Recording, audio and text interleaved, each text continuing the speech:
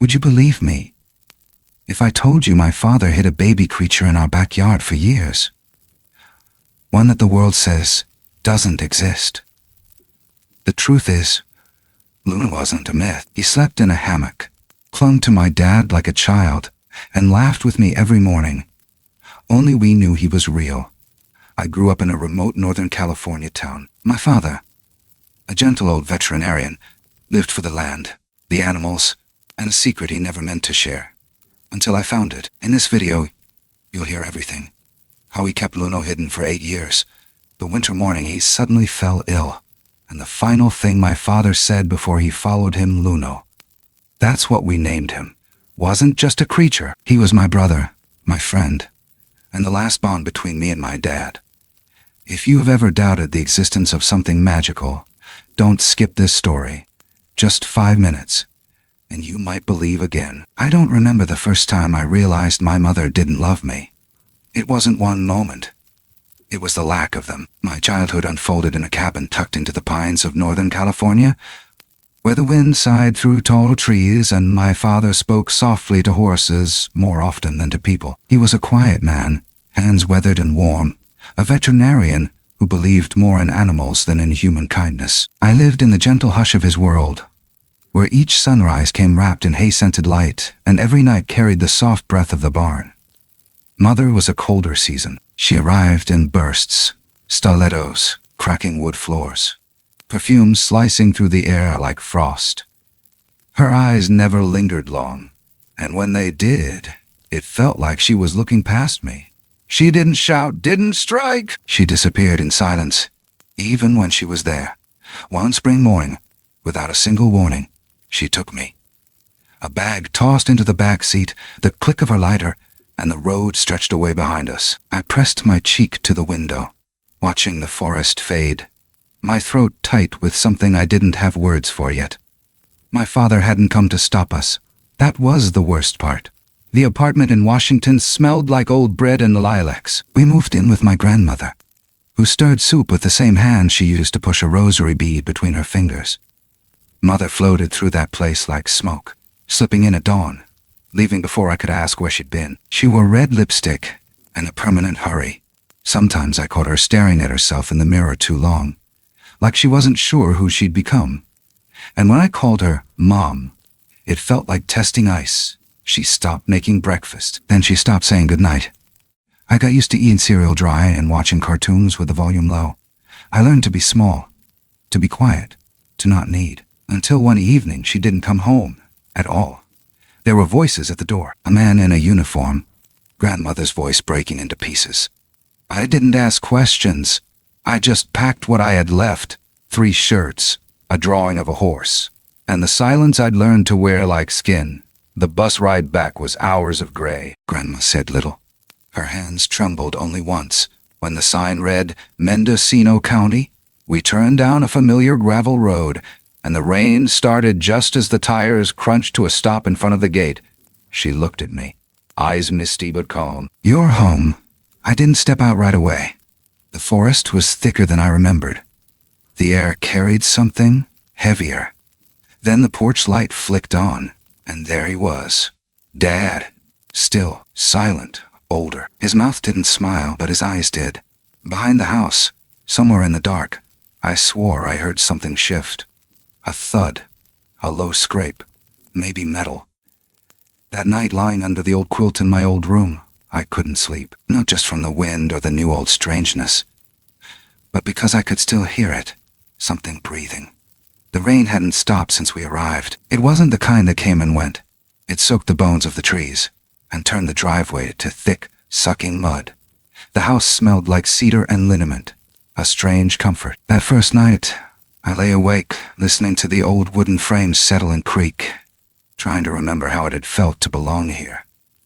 But memory was tricky. It came in fragments, the sound of hooves in the morning, my father's voice low and steady, the scent of oats warming in the kitchen.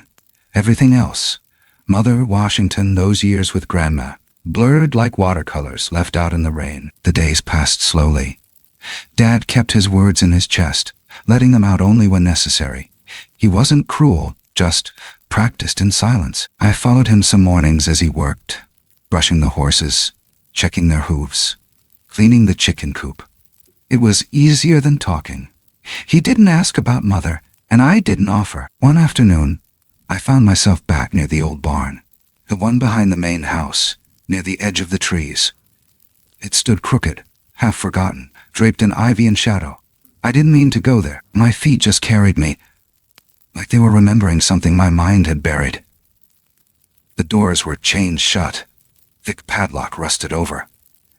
Still, something about it unsettled me, not the way abandoned buildings usually do, but in a quieter, deeper way, like stepping into someone else's nightmare. That night, I heard it again, a thump, metal shifting, a long exhale that didn't belong to any animal I knew. I sat up in bed, holding my breath. The rain had stopped. Everything outside should have been still, but it wasn't. A few days later, while digging through drawers in Dad's old office looking for a pen, I found it. A photograph I didn't recognize. My father, younger, standing beside the same barn. And in the background, barely visible in the shadows, something hulking. Something watching. I put the photo back without a sound. My hands were trembling. For the first time in weeks, I dreamt, but it wasn't of Mother or school or anything I remembered. It was of fur and fog and an eye. Just one, golden and wide, blinking slowly through the slats in the barn. I woke up, gasping. The wind howled against the windows, and somewhere beyond the fields, past the dying orchard and the overgrown path, a branch snapped. Not like an animal running, like something heavier, closer. I didn't sleep the rest of the night, not because I was afraid of what might be out there, but because I was terrified it already knew I was here. The storm rolled in faster than it should have. 1 minute, the sky was only gray, and the next, it cracked open like a warning. Thunder shook the roof, and wind wrapped itself around the house like fingers clawing to get in. Grandma had gone back to town that morning, and I was left alone with Dad, who hadn't spoken more than a handful of words all day. He sat at the kitchen table, tracing the rim of his coffee mug with one finger, staring out the window like he was listening for something the rest of us couldn't hear. By dusk, the light had drained from the sky. Power flickered, then went out completely. We lit lanterns, real ones, with kerosene and tall glass. And the house took on that shadowed, flickering stillness that made it feel even older than it already was. I stood at the back door, drawn to it for reasons I couldn't explain. Through the glass, the forest had turned to a wall of shifting black, trees bending, moaning, alive. Then it came again, that metallic clang, louder now, like something heavy dragging chain. I turned to Dad. He was already standing, shoulders stiff. "Stay inside," he said, and before I could ask, he was out the door, boots pounding wet steps. I didn't listen. I grabbed a raincoat, pulled on my old sneakers, and slipped into the dark, just far enough behind that he wouldn't see me. The rain hit like needles, sharp and fast. I followed him down the path behind the barn, where trees closed in and the wind howled through the pines like something lost. The barn's padlock lay on the ground, snapped clean in half. My breath caught. Dad had his flashlight out, the beam slicing through the dark like a blade. He pushed the doors open. I saw it. Something moved. No, shifted. From shadow to form. A shape too big, too wrong. It stood hunched in the farthest corner, fur matted, heaving with every breath. But what froze me wasn't its size. It was the sound. Not a growl, not a roar. It whimpered. My feet moved before I thought. I edged closer, drawn by a pulse of something familiar. My father didn't stop me. He didn't even move, and then the beam of light hit its face, just for a second.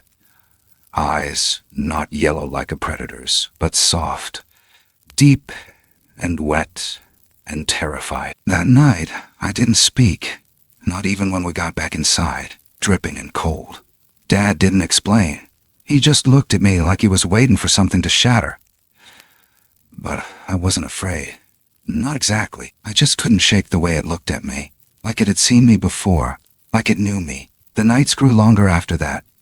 Or maybe it was just the shadows that seemed thicker. I'd lie awake, eyes fixed to the ceiling, replaying the way its eyes had met mine.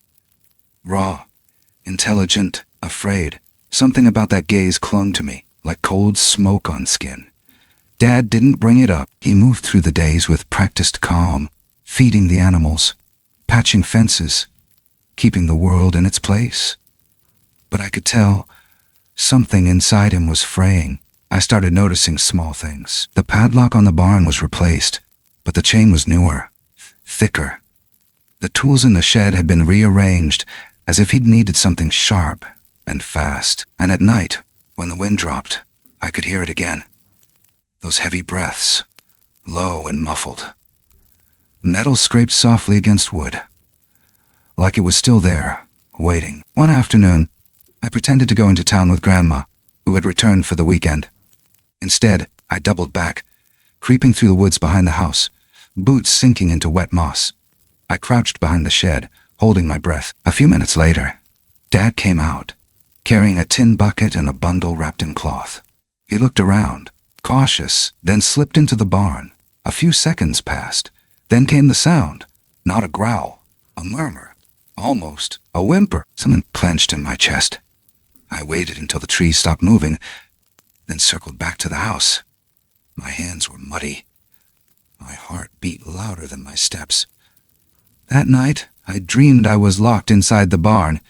It was cold. I couldn't see, only feel the thick air and the heat of something near me. Something bigger than a man. It didn't hurt me. It just breathed, slow and shallow. And then it reached out, not to strike, but to touch. Its fingers were long and trembling. I woke up gasping, the blanket twisted around my legs. The next morning I asked Dad, straight out, what was in the barn. He looked at me for a long time. Then he said only this, something that doesn't belong anywhere else. For the rest of the day, those words haunted me. They didn't sound like warning. They sounded like confession.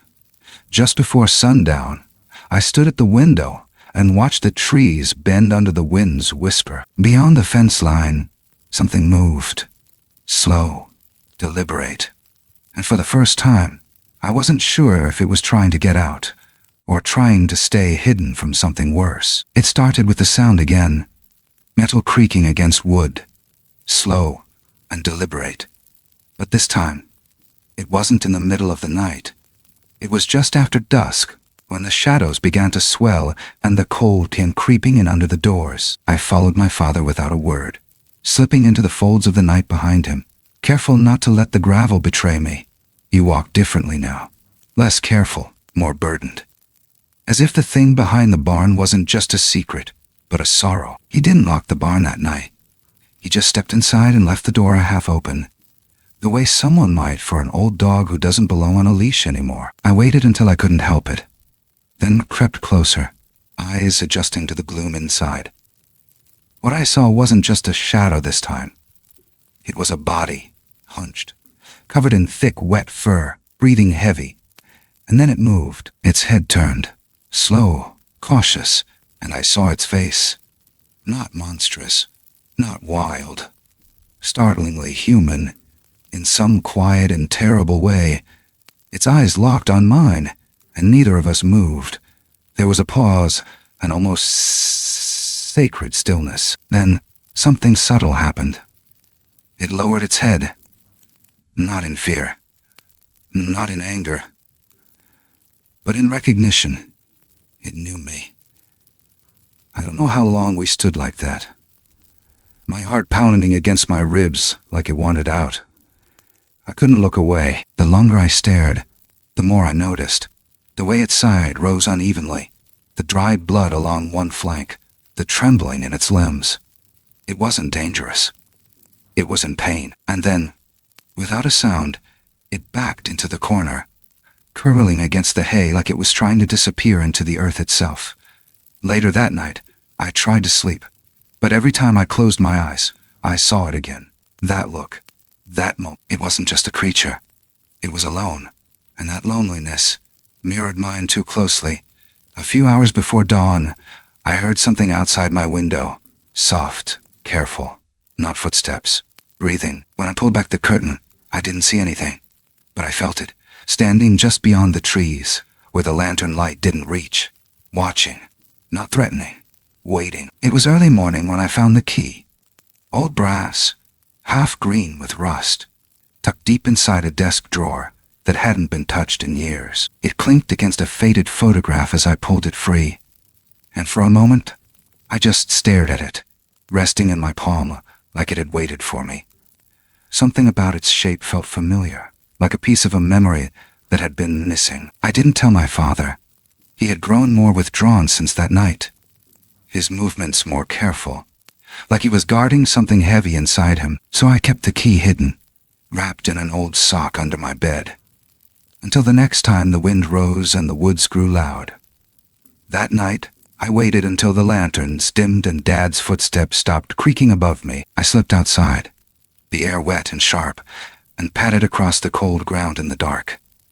The barn loomed ahead, silent this time, more asleep than dead. My hands shook as I slid the key into the lock. It turned with a reluctant click, the chain falling like a sigh. The door groaned open. The smell hit first. Earth, fur, something old and damp like moss and animal breath. I stepped inside, heart thudding. A sliver of moonlight cut across the floor, and in that faint beam, I saw it again, curled against the hay, unmoving. I held my breath. Was it asleep? Hurt? Gone? But then its chest rose, slow, shallow, shallow, shallow. It was still alive. I moved closer, not too fast. Each step felt like a question. It didn't stir. Its body looked smaller somehow, folded in on itself, like pain had carved it hollow. When I finally knelt, my hand inches from its fur, it shifted just barely. Enough to acknowledge me, not enough to run. Its eyes opened. They were rent wild. They were tired. And without knowing why, I whispered, "I'm not here to hurt you." It blinked slowly, like it understood. That's when I noticed the scars. Long, deep lines under the hair, old but angry. One leg looked twisted, stiff from old injury. It had been suffering for a long time, and no one knew, or maybe no one cared. I didn't mean to cry, but the tears came fast, and I let them fall without hiding. For the first time in years, I felt like I wasn't the only one left behind. The barn felt warmer after that, or maybe I was just different now. I stayed there for a long time, sitting beside something I didn't understand, but somehow trusted. And as I stood to leave, it didn't retreat. It just watched, and let me go. It was the first time I touched him. His fur was damp from the cold and surprisingly coarse, like the rough edge of an old rope left in the rain too long. He didn't flinch, didn't growl, just breathed, a low, wheezing rhythm like wind pressed through hollow logs. I kept my hand there, waiting for the tension to rise in his shoulders, some reaction of fear or defense. But there was none. Only a stillness that felt like surrender, or maybe trust. I whispered again, not even knowing what I said. Words just spilled, clumsy human ones. Things like, "It's okay," and "You're not alone," and "I don't want anything from you." He didn't answer, of course, but the way his eyes softened, the way his head slowly dipped toward my hand, told me I wasn't talking to a monster. He was hurt. That much was obvious now, up close. I could see the way one of his arms trembled under its weight, how he shifted to avoid pressure on one side. Something had broken in him long ago and never fully healed. A creature like him, so massive, so full of hidden power, reduced to hiding in the hay like a wounded deer. And yet he wasn't pitiful. He was surviving. The barn smelled like old pine and rust. The silence inside was complete, except for the creaks of the walls and the quiet gusts from a crack in the roof. I sat down, legs crossed, maybe 5 feet from him. I didn't try to reach again. I didn't have to. That was the strange part. He didn't move away. He blinked slowly, the way animals do when they're deciding what kind of thing you are. And I realized in that moment, I wasn't afraid anymore. Not of him. Of what? Of my mother disappearing? Of the way grief never let me breathe right? No, What I feared now was something quieter. The thought that if I left this barn, if I didn't come back tomorrow, he would still be here. Alone, broken, waiting for no one. A few minutes passed, maybe an hour. Then he did something I wasn't ready for. He leaned forward, just slightly, and let out a sound I'll never forget. Not a growl, not a roar. Something else, raw and low and long, like an ache pulled into a single breath. And then he closed his eyes, as if, for just one moment, he trusted the dark enough to rest. I didn't move. I couldn't, because that sound didn't come from a monster. It came from someone who had once hoped for kindness, and still remembered what it felt like. I didn't ask again until I couldn't hold it in. It was one of those sharp, overcast mornings, when the air carried the smell of wet bark and cold iron. Dad had just finished cleaning the hooves of an old bay mare when I finally said it out loud. Voice flat, almost accidental. "What is he?" He didn't flinch. Just kept working the brush in slow, even circles. When he finally looked up, his face was unreadable. "I found him years ago," he said, after a storm. He was smaller then, hurt, bad. I waited, trying not to push. But something in me needed more, needed to understand why the thing in the barn wasn't just a secret, but a wound my father carried like it belonged to him. "I thought he was dead at first," Dad continued, his voice dry like old paper. "Bullet in his thigh, broken ribs." I didn't know what he was. I just couldn't let him die. He paused, wiped his hands on a towel. "So I brought him here. To protect him?" I asked. His eyes met mine, at first. Then it became something else. The words hung heavy between us. I didn't ask what that something else meant, because I already knew. It was written in the way Dad sat quiet for hours near the barn door, or the way he flinched every time a distant gunshot echoed through the valley. There was guilt in him, not because he found the creature, but because he kept it. And suddenly, I wasn't sure anymore if what we were doing, what I was doing, was kindness or captivity. Later that night, I brought the last apple from the basket and sat with him again. The barn felt closer now, like the walls breathed with us. He took the fruit from my hand this time, not cautiously but with strange care. I watched the way his lips pulled back slightly, how he chewed thoughtfully, his eyes never leaving mine. I wanted to ask if he remembered where he came from, if there were others, if he ever missed them. But my throat locked. Then, as if answering anyway, he raised his hand, huge, dark, and touched his chest, just once. And I understood. He was alone. Not just here. Always. He hadn't been hiding. He'd been surviving a world that never made room for him. And we weren't rescuing him. We were the only ones who hadn't turned him in. As I sat in that space between us, I couldn't decide what felt heavier. The silence of a creature who couldn't speak, or the quiet scream of one who had no one left to speak to. The day settled into a rhythm that didn't belong to the world outside. Morning chores with Dad, the quiet of the woods, the barn at dusk. That was our routine. And somehow, Luno, because that's what I started calling him in my head, Luno, became part of it. It wasn't official, not something we said out loud, but something shifted the day he took food from my hand without flinching, something warmer, older than trust. He'd wait near the back of the stall when I came in, not hiding, just watching. I never tried to pet him again, not the way you'd touch a dog or a horse. With Luno, it wasn't about control, it was about presence. Sometimes, we'd sit together for hours, neither of us moving much. He'd blink slowly in the shadows, occasionally shifting to scratch or stretch a leg that didn't bend right anymore. But there were moments, fleeting, startling, when I caught something else in him. Curiosity. Humor, even. One afternoon, I tripped on a loose board and fell flat into the hay. I cursed under my breath, half embarrassed, half sore, and then, from the corner of the stall, a soft huff. Not quite a laugh, but something close enough to feel like it. I looked up, and Luna's shoulders were shaking gently. His mouth opened just a little, like the memory of a smile lived there. He was watching, always watching. That night at dinner, Dad was unusually quiet. Not his usual quiet, the kind that filled the room with something unsaid. I waited, chewing slow, letting the clink of utensils stretch the silence. "He's grown attached to you," Dad said finally. I froze. "I see it in the way he moves when you're near. You calm him." There was no accusation in his voice, no warning, just truth. I nodded. "He's not what people think. No," Dad said. "He never was.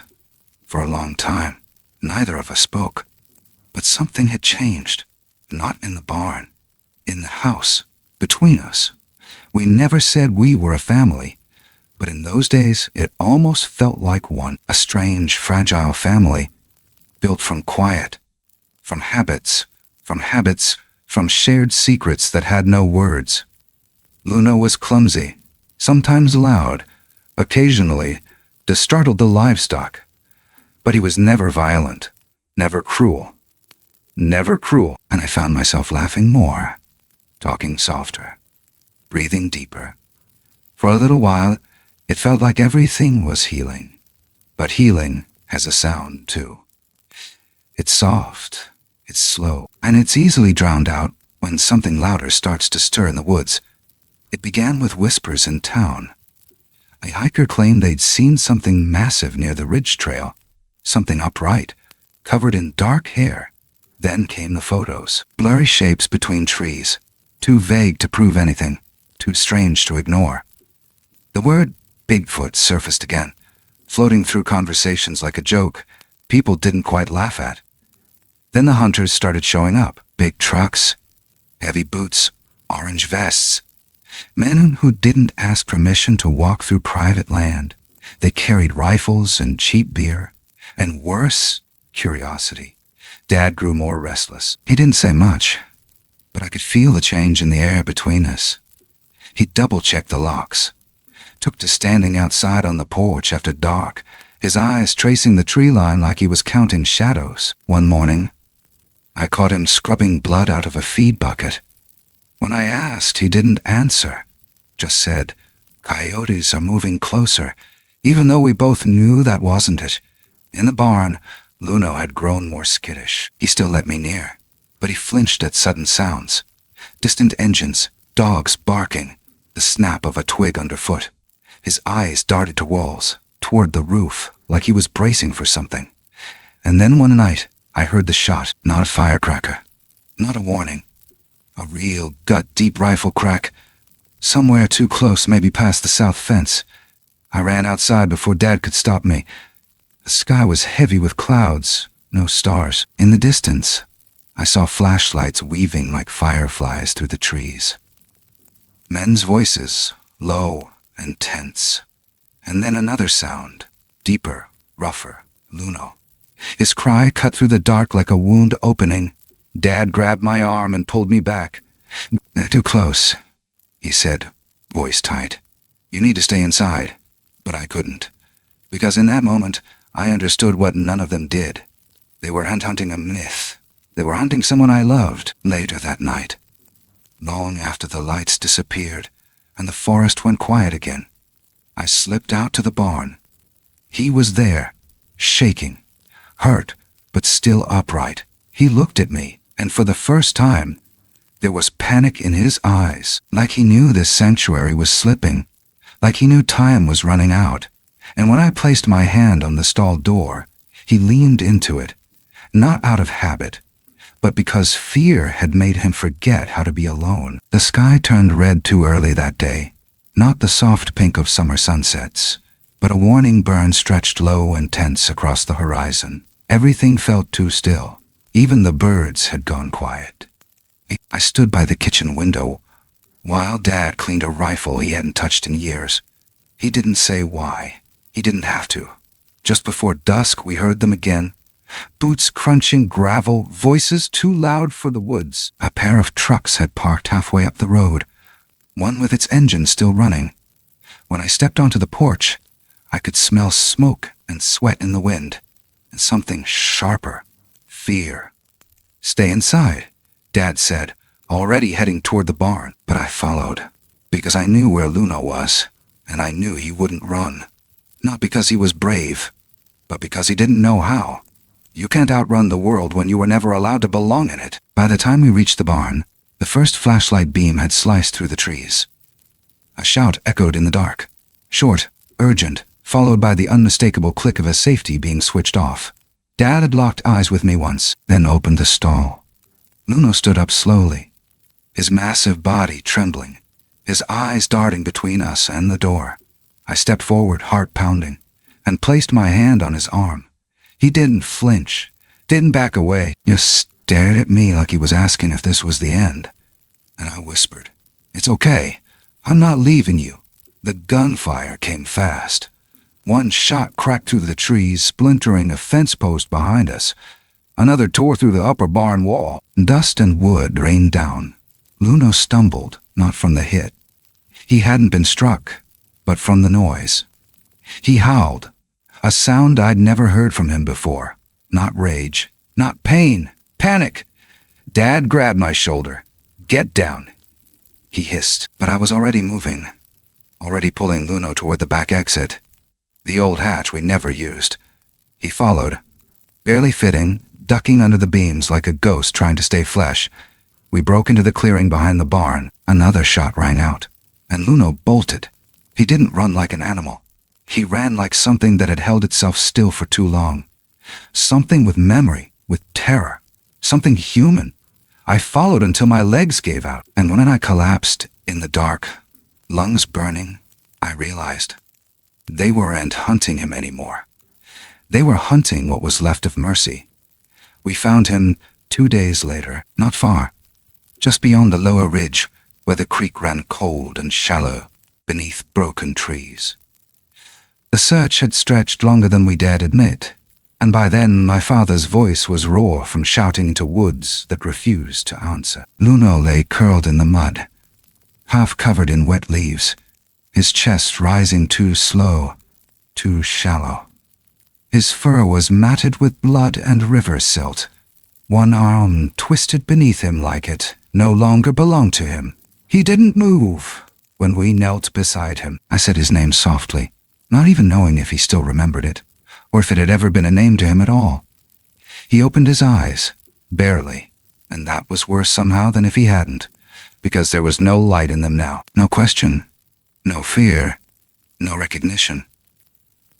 Only surrender. Dad checked his pulse like he would for a horse, then looked at me, and I could see in his face what he didn't want to say. We wrapped him in a tarp and carried him in silence, each step heavier than the last. It took hours, and every hour felt like losing him a little more. Back in the barn, we tried everything.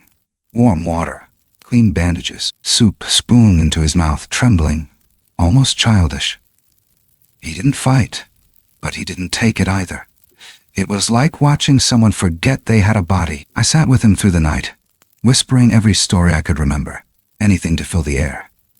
About the time I caught frogs in the pond out back. About my mother's red shoes. About the day he laughed. Really laughed. When I spilled a bag of oats and cursed like a grown man.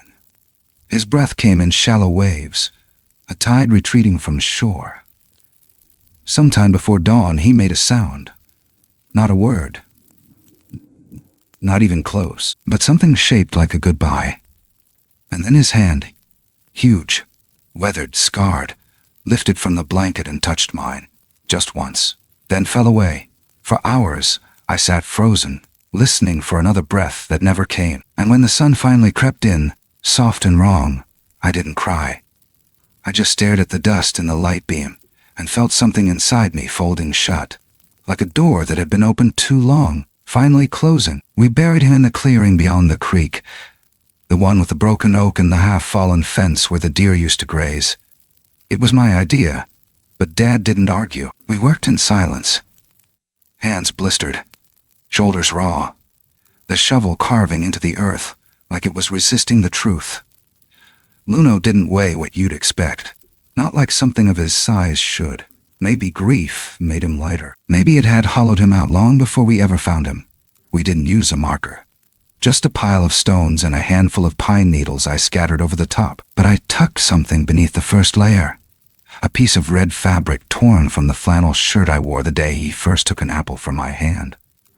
I didn't know why I brought it until I was kneeling there. It felt right, like a thread between us, even in the dirt. The wind rose sometime after dusk. Dad had already gone back, saying something about closing up the barn. I stayed behind. The sky had turned the color of ashes, and the trees moved like they were whispering, not to each other, but to him, like they'd known he was always one of theirs. I didn't speak. I just sat, and then I saw them. At first I thought it was just the trees, shadows shifting where they shouldn't. But then one stepped forward, tall, broader than any man, covered in fur, the kind that shimmered even in the low light. Another followed, and another. They didn't make a sound, just stood there, half in mist, half in memory. I didn't move, didn't breathe. They looked at the grave, then at me. No gestures, no words. But I understood. They were there for him. They were there for me, to see the one who stayed, to honor the one who had not turned him in. And then, without warning, they each lifted a hand, not in threat but in solemnity, a motion older than any language I knew. One by one they vanished back into the trees. No sound, no trail, just the silence of something sacred. I stood only after the wind stopped, and when I walked back to the house, alone, I felt something pressed into my coat pocket. I didn't remember picking it up. It was a feather. Gray, striped, heavy, but it wasn't from any bird I knew. I didn't show Dad. Some things aren't meant to be explained. Some things are meant to be carried. The fever came quick. Dad woke with sweat pouring down his temples, his hands shaking so badly he couldn't hold his coffee cup. At first he waved it off like a passing cold, but by evening he couldn't stand. His breath rattled in his chest like a loose gate in the wind, and I saw the same look in his eyes that Luno wore in those final days. Resignation. Quiet. Unspoken. We didn't call a doctor. He wouldn't have allowed. Instead, I stayed by his side, wiping his brow with cool cloths, coaxing broth between his cracked lips, whispering things I hoped he could still hear. Old stories. Names of horses he'd treated. How the creek swelled in spring. How Luno used to snore like a bear in the hay. For a while I thought he'd pull through. He gripped my hand once and said, barely above a breath, "You did right. I didn't ask what he meant. I didn't need to." But a few nights later, he stopped speaking altogether. His body quieted, like it had decided it had nothing left to say. When he passed, I didn't scream, didn't weep. I just sat there, eyes dry, hands clenched, heart hollow, in a way I hadn't known was possible after Luno. I buried him beside the old tool shed. He used to sharpen blades there every spring. The earth was hard, the shovel heavier than I remembered. No ceremony, just soil and sweat and a quiet "thank you," whispered through gritted teeth. Afterward, I stood alone beneath the low gray sky and the silence pressed in. No more footfalls in the hall, no cough behind the barn. No one left. For 3 days, the house didn't breathe. The animals fed themselves. The wind ignored me. The world felt paused. Then on the 4th night, I woke to a sound, soft, familiar, breathing. I stepped outside, barefoot into the cold. The trees whispered again, but different this time. Not warning, welcoming. Something shifted at the edge of the woods. A flash of movement. Then gone. But I didn't chase it. I knew what it was. Not Luno, but something that remembered him, that remembered me. I whispered, "You're still out there." And for the first time in weeks, I smiled. Not because I wasn't alone, but because I had learned how to carry someone after they were gone. I returned to the clearing today, not because I had to, but because I couldn't not. The air was thin, brittle with cold, and the leaves crunched sharp under my boots. I brought nothing with me. No tools, no offerings, just a single wildflower I'd found blooming near the edge of the ravine. Purple, stubborn, too early for the season. The stones were still there, untouched. No moss had grown. I knelt beside them and laid the flower down. It didn't feel like a ceremony. It felt like a memory being placed gently back where it belonged. I sat for a while, letting the cold seep through my jeans, letting the silence wrap around me. The trees watched. They always had. And as I stared at the grave, I didn't see a creature. I saw the curve of a shoulder bent in pain, the way his hands trembled when he reached for kindness, the way his eyes stayed open, even when the world had turned its back on him. I used to wonder what Luno was. A myth? A lost branch of evolution? A secret thing too strange to survive the light? But now I think, maybe he wasn't a thing at all. Maybe he was a question. What happens to the parts of us the world doesn't understand? What happened when we love something we're told we should fear? The hunters never came back after that night. Maybe they decided it wasn't worth the noise, or maybe the forest had shown them just enough to leave them rattled. Either way, no one ever came asking. No articles. No news stories. Just silence, like it had all sunk into the soil and disappeared. Sometimes I hear noises out there, footsteps too heavy to be deer, a low groan of breath that carries across the fog. And when I do, I smile, because I know they're watching. Not in threat, but in witness. Luno was never trying to hide. He was just waiting to be seen, and maybe that's what we all are. In the end. Not monsters. Not myths. Just the quiet parts of humanity left too long in the dark. So if you ever find yourself walking in the woods, and the wind shifts just right, and something in your chest pulls like it remembers, don't run. Don't speak. Just listen and ask yourself, what if the part of us we fear the most is the one that loved first? Some stories aren't meant to dazzle with spectacle. Some don't arrive with fanfare or end with applause. Some slip in through the cracks of the heart, quietly, unannounced, and settle into the spaces where words often fail. This was one of them. In a world that moves too fast, where people are taught to fear what they don't understand, where silence is mistaken for weakness and gentleness for vulnerability, it is easy to forget that compassion is not a luxury.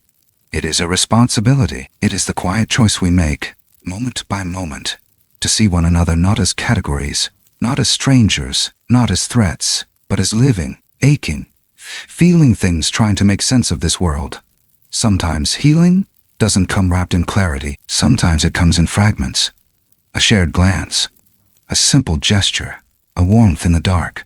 And in those moments, we're reminded that being human is not about perfection or conquest.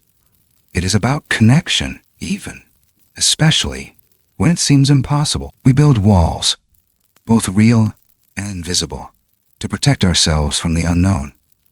But what if the unknown isn't the enemy? What if the thing that frightens us most is not the other, but the mirror it holds up to our own buried wounds, the parts of ourselves we've abandoned, the instincts we've dulled, the empathy we've tucked away to survive? This story, at its core, was never about monsters.